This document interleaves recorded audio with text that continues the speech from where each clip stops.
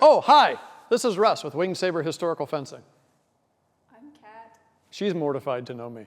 Today I want to talk about mobility. Now, in this lineage, we are somewhat at a disadvantage compared to a lot of other dueling lineages, which is a weasel word I'm painting with a broad brush. Let's say lunge and recover systems.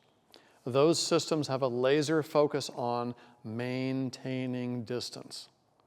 The battlefield systems tend to have a focus on move a little bit but hold your ground. And the reason for that is when you're on a battlefield, you don't have 50 yards in either direction to play with.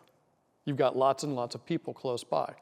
That said, that doesn't mean that you can't control your range as readily as anybody else. So, Kat, if you'll come into guard. Step backwards slightly, I'll step backwards slightly, good.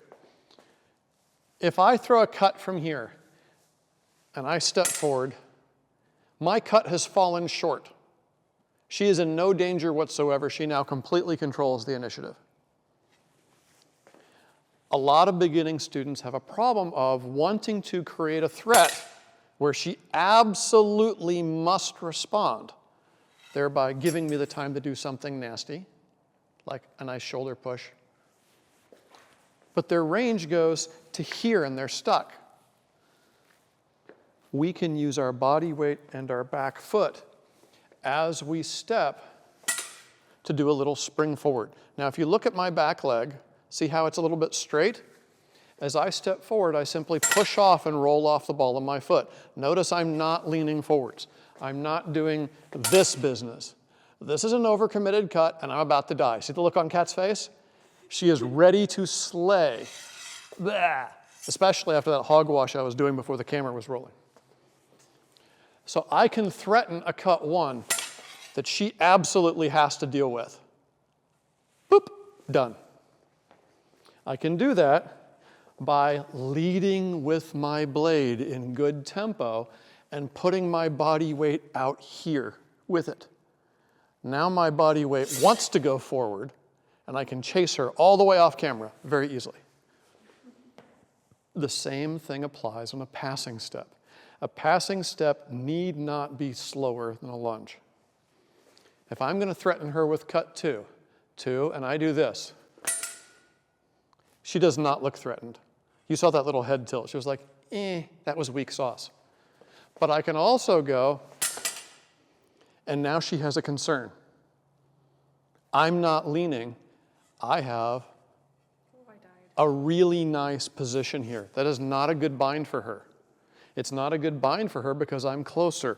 And what I did was allow myself to generate pressure off that lead leg moving forwards, using the ball of my foot. So I have contact with the ground, and I'm moving forward. It's the same fundamental mechanism that people who do a flesh do. If I'm here and I'm totally not actually going to flesh at her with live blades, no masks, and restricted space. But if I get myself in motion and I blow out of that leg to throw my flesh, it's the exact same thing as if I'm here and I go step, and I don't have to recover after doing so. So I can easily go, here's a 2, eat that, and here's a 1, eat that, and here's a false edge 5, and here's another 1.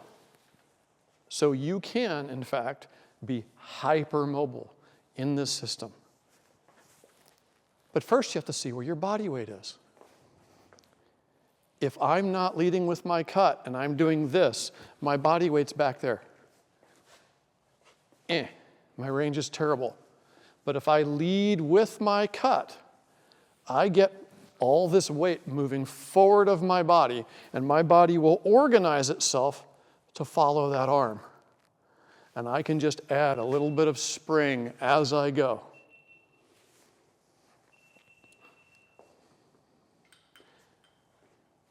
While Roman checks on a camera that's beeping, I get to make a nerd joke.